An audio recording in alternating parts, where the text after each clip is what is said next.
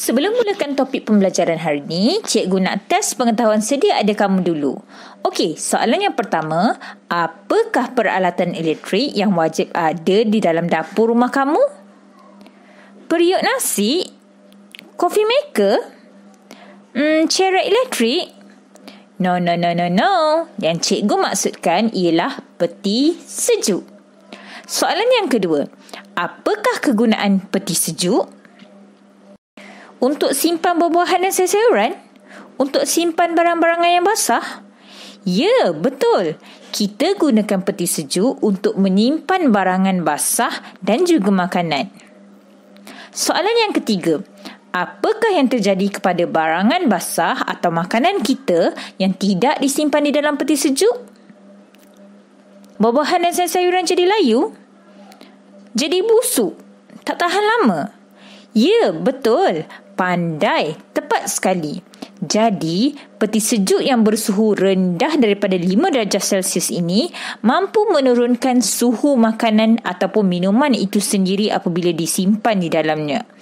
Maka, perubahan kadar tindak balas dan pertumbuhan mikroorganisma yang lambat itu menyebabkan makanan itu lambat rosak dan lebih tahan lama. Contohnya, jika kamu mempunyai 2 mangkuk bubur nasi yang sama, mangkuk A dan mangkuk B. Mangkuk A kita letakkan di dalam peti sejuk pada suhu 3 darjah Celsius dan mangkuk B dibiarkan di luar iaitu pada suhu bilik iaitu 25 darjah Celsius. Persoalannya, apa pemerhatian kamu selepas 36 jam? Ya, betul. Bubur nasi dalam mangkuk B akan masam dan rosak. Untuk pengetahuan kamu, peti sejuk ni adalah salah satu bukti kemajuan dalam sektor industri yang telah mengubah kadar tindak balas yang lazimnya kepada sesuatu yang baru.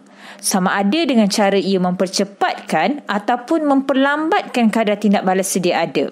Dan boleh katakan banyaklah peralatan-peralatan elektrik, bahan dan juga kaedah yang membolehkan berlakunya perubahan dalam sesuatu tindak balas. Aplikasi konsep tindak balas. Jadi, apa yang kita nak fokuskan hari ini ialah 2 aplikasi konsep tindak balas. Pertama, proses Haber. Proses Haber melibatkan campuran antara gas nitrogen iaitu N2 dengan gas hidrogen iaitu H2 dalam nisbah 1:3 ataupun 1:3.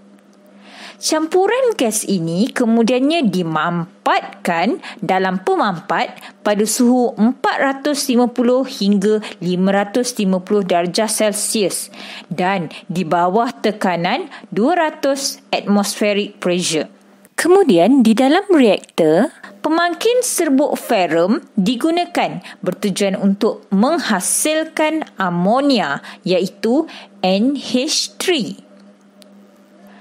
Amonia yang terhasil dalam kebuk penyejukan ialah dalam bentuk cecair amonia. Namun, bagi gas nitrogen dan hidrogen yang tidak bertindak balas akan dialirkan semula ke fasa awal tadi untuk diproses semula. Berikut adalah ringkasan bagi proses Haber.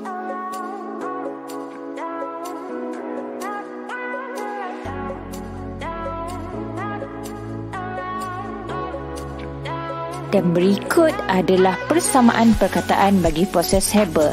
Nitrogen N2 ditambah dengan hidrogen 3H2 menghasilkan 2NH3 iaitu cecair amonia. Kedua, proses sentuh. Proses sentuh ini melibatkan proses pembakaran antara sulfur iaitu S dengan udara yang kering yang mengandungi oksigen untuk menghasilkan gas sulfur dioksida iaitu SO2. Penghasilan gas sulfur dioksida ini seterusnya dicampurkan lagi dengan udara berlebihan pada suhu 450 darjah Celsius dengan di bawah tekanan 1 atm iaitu 1 atmospheric pressure. Dan kemudiannya ia dialirkan melalui vanadium oksida yang berfungsi sebagai pemangkin dalam penghasilan gas sulfur trioksida iaitu SO3.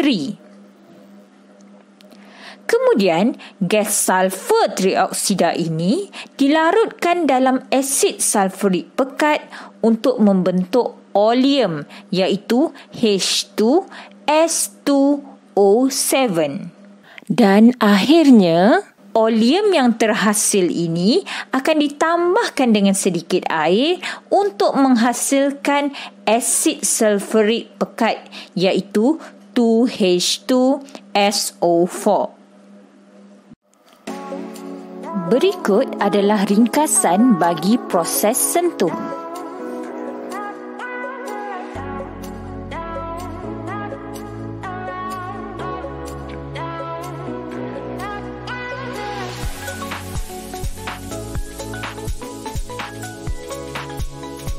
Berikut pula adalah persamaan perkataan bagi proses sentuh. Terdapat 4 persamaan perkataan dalam proses sentuh. Secara ringkasnya, kita menggunakan tindak balas kimia iaitu proses Haber untuk menghasilkan amonia dan proses sentuh untuk menghasilkan asid sulfurik. Kesimpulannya, berikut adalah faktor-faktor yang boleh meningkatkan kadar tindak balas bagi dua jenis tindak balas kimia ini. Bagi proses Haber, suhunya adalah 450 hingga 550 darjah Celsius dengan tekanan 200 atm dan pemangkin yang digunakan adalah serbuk ferrum. Berbeza dengan proses sentuh di mana suhunya adalah 450 darjah Celsius dengan tekanan 1 atm dan dengan menggunakan pemangkin iaitu vanadium oksida. Sekarang kamu dah tahu kan perbezaan antara dua aplikasi konsep kadar tindak balas ini iaitu bagi proses Haber dan juga proses sentuh. Dua jenis tindak balas ini antara topik yang popular tau dalam SPM. So, kalau kamu rasa masih tak faham, kamu boleh ulang-ulang lagi tengok video cikgu ni. Kira macam anytime revision lah. Okay. So, untuk video yang lebih menarik, stay tune at Cikgu Intan Channel.